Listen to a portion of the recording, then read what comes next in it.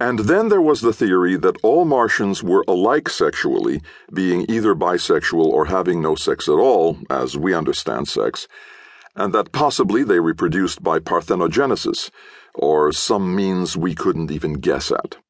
For all we knew, they grew on trees like coconuts and dropped off when they were ripe, already adult and intelligent, ready to face their world, or to face and sneer at ours.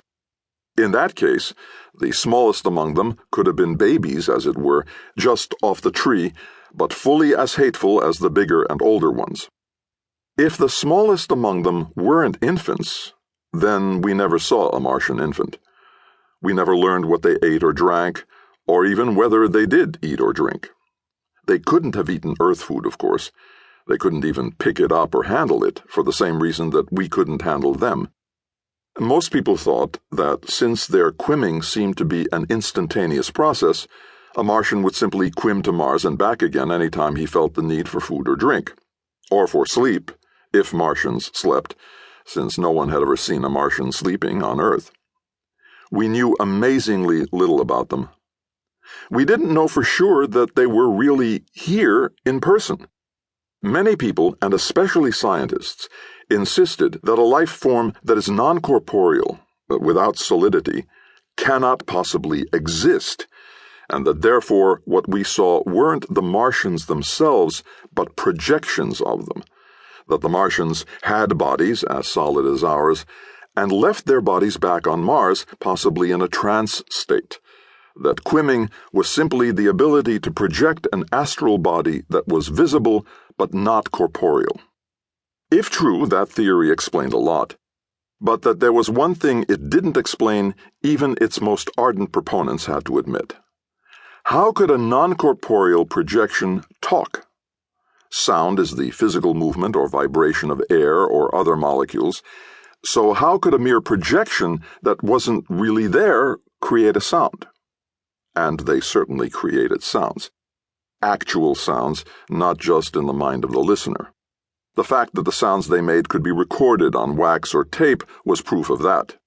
They could really talk, and they could also, but seldom did, knock on doors. The Martian who knocked on Luke Devereaux's door on what came to be called coming night had been an exception in that particular respect. Most of them had quimmed their way without knocking right into living rooms, bedrooms, television stations, nightclubs, theaters, taverns. There must have been some wonderful scenes in taverns that night, barracks, igloos, jails, everywhere. They also showed clearly on photographs, as Luke Devereaux would have found out had he ever bothered to have that roll of film developed. Whether they were there or not, they were opaque to light, but not to radar, and scientists tore their hair over that. They all insisted that they had no names or even numbers, and that names were ridiculous and unnecessary.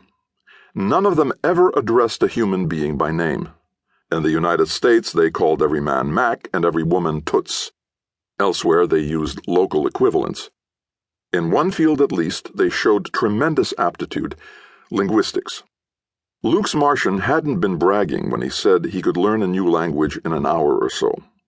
The Martians who appeared among various primitive peoples whose tongues had never been broadcast by radio arrived without knowing a word of the language, but they were speaking it adequately within an hour, fluently within a few hours.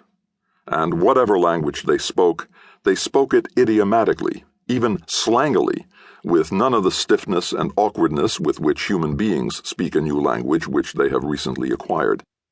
Many words in their vocabulary were obviously not learned from radio broadcasts, but that isn't difficult to account for. Within seconds of their arrival, they, or many of them, had plenty of opportunity to pick up a liberal education in profanity. The Martian, for example, who had broken up Romeo and Juliet on television with his vulgar comment on Romeo's balcony scene speech, was no doubt one who had first quimmed into, say, a tavern, but had sought greener pastures within a matter of seconds, when he had found too many others of his kind had quimmed into the same place. Mentally, the Martians were even more alike than they were physically, although again there was minor variation. Some of them were even worse than others. But one and all, they were abusive, aggravating,